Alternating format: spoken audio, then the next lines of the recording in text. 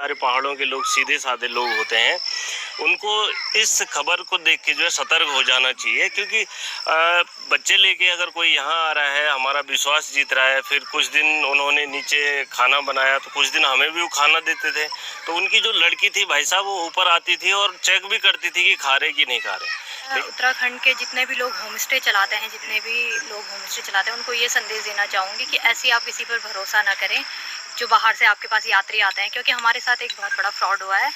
उत्तराखंड में सरकार की होम स्टे योजना पहाड़ों को लेकर मील का पत्थर साबित हो रही है। कई हमारे युवा ऐसे हैं जिन्होंने रिवर्स पलायन किया है, या कई युवा ऐसे हैं जो आज भी पहाड़ों में होम स्टे चला रहे हैं। लेकिन आज हम आपको होम स्टे से जुड़ी एक ऐसी खबर दिखाने जा रहे हैं जिसको देखकर आप चौंक जाएंगे, और कई लोग इसको लेकर चिंता व्यक्त कर रहे हैं। अभी हमारे साथ एक होम स्टे संचालक हैं, उनसे हम जानते हैं और आपको पूरी कहानी बताते हैं। वैसे आपका नाम क्या है और क्या पूरी घटना हुई, आप दर्शकों को बताएंगे? जी नमस्कार, मेरा नाम गंभीर राणा है। मेरी वाइफ इस होम स्टे का संचालन करती है, प्रिज्म होम स्टे करके। हम चिन्याली सोड़ में इस होम स्टे को संचालित करते हैं, लगभग 2 साल हो गए हैं। तो पिछले साल जो है अक्टूबर में एक केस यहाँ पे ऐसा आया है जो फैमिली लेके आया था, जिसके साथ 3 बच्चे थे और वाइफ थी, और हमारे पास उसने कहा कि हमें ब्लड कैंसर है, हमें जो है डॉक्टर ने कुछ दिन पहाड़ों में रहने के लिए कहा है। तो ब्लड कैंसर को देखते हुए हमने जो है उस पर दया करके हमने उनको डबल रूम नीचे दे दिया था। तो हमारे पास कई तरह से तो उन्होंने ये कहा कि हम बहुत सेठ हैं, हमारा जो है दुबई में होटल है, इस तरह से बहुत सारी। लेकिन मुझे उससे कोई फ़र्क नहीं पड़ता था, या मेरी वाइफ ने इस तरह से कोई भी लालच नहीं करा कि ये सेठ हैं या कोई। हमें तो सिर्फ उनसे किराए के तौर पे रखना था। लेकिन जिस तरह से वो फैमिली लेके यहाँ पे आए थे और जिस तरह से उन्होंने हमारा विश्वास तोड़ा, जितने भी होम स्टे संचालक प्रदेश में हैं, जो खास करके हमारे पहाड़ों के लोग सीधे साधे लोग होते हैं, उनको इस खबर को देख के जो है सतर्क हो जाना चाहिए, क्योंकि बच्चे लेके अगर कोई यहाँ आ रहा है, हमारा विश्वास जीत रहा है, फिर कुछ दिन उन्होंने नीचे खाना बनाया तो कुछ दिन हमें भी वो खाना देते थे, तो उनकी जो लड़की थी भाई साहब वो ऊपर आती थी और चेक भी करती थी कि खा रहे कि नहीं खा रहे। लेकिन हमने कभी उनके सामने नहीं खाया, तो शायद इसलिए अगर वो हमें कुछ खिला के बेहोश करना चाह रहे होंगे, लेकिन वो अपनी जो इस स्कीम में कामयाब नहीं हो पाए, वो हमारी चतुराई से जो है इस मिशन में अपने सक्सेस नहीं हो पाए। लेकिन जिस तरह से वो बात कर रहा था कि मैं ब्लड कैंसर का मरीज़ हूँ, इस तरह से उनके बच्चों की तबीयत भी ख़राब हो जाती थी तो हम हॉस्पिटल ले जाते थे, तो पूरा कहीं से भी ये नहीं लगता था कि फैमिली वाला इस तरह का फ्रॉड हो सकता था। लेकिन बाद में जिस दिन वो भागा उस दिन हमें पता चला कि ये इतना फ्रॉड है। अब बताओ, हमने साल भर 10,000 की बिजली नहीं फूकी, लेकिन मेरे पास उसका बिल भी है, उस महीने का 9,000 कुछ जो है उस महीने का बिल है। तो इतना बिजली उसने कहाँ खर्च करी, कैसे खर्च करी, ये भगवान मालूम। थोड़ा बहुत पैसे मैंने एडवांस ले रखे थे, वही पैसे मेरे पास अपने आप आए। लेकिन जिस तरह से उसने बिजली फूकी और जो काम वाली उसने यहाँ पे लगा रखी थी, उससे भी वो कुछ पैसा ले गया कि तुम्हें कल मैं डबल करके दे दूँगा।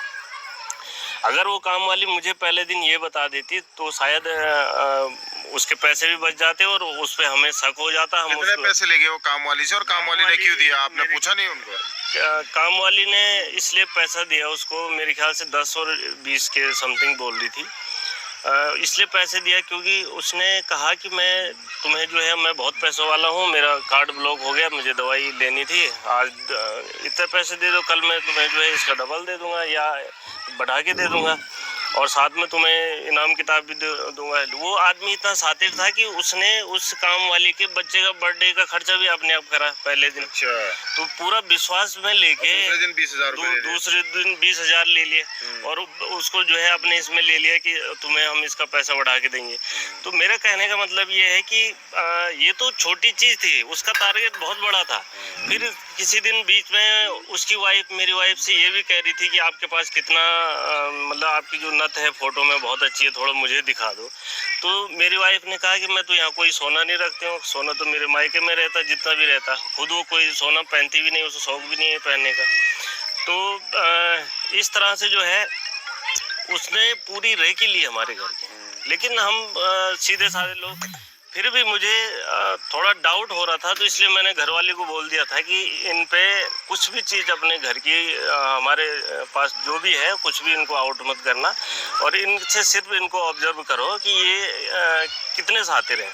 और फिर किसी से तो नहीं ले गए वो पैसे?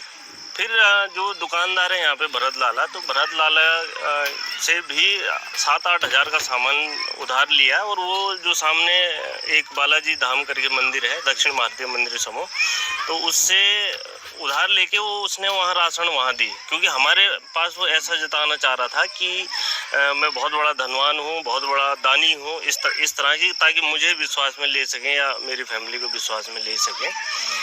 लेकिन बाद में पता चला कि वहाँ मंदिर में तो उसने सामान रखा और हमें कहा कि हम परसों इसको यहाँ पूजा अर्चना करें, लेकिन मेन उनका काम था उस दिन कि हम किस तरह से इस घर से भाग पाएँ।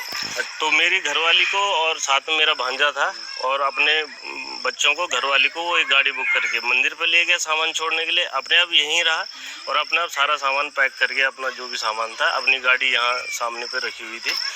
और जैसे ही मेरी घरवाली और मेरे भांजे जो है यहाँ पे आए, वो ऊपर गए, उसके बाद वो आए, उसकी घरवाली ने कहा जाओ हाथ पैर धुलो। वो हाथ पैर धुलने गए ऊपर, वो वहाँ अपने जो पति है अमित पुरोहित करके नाम था उसका, तो उसके साथ वो भाग गई।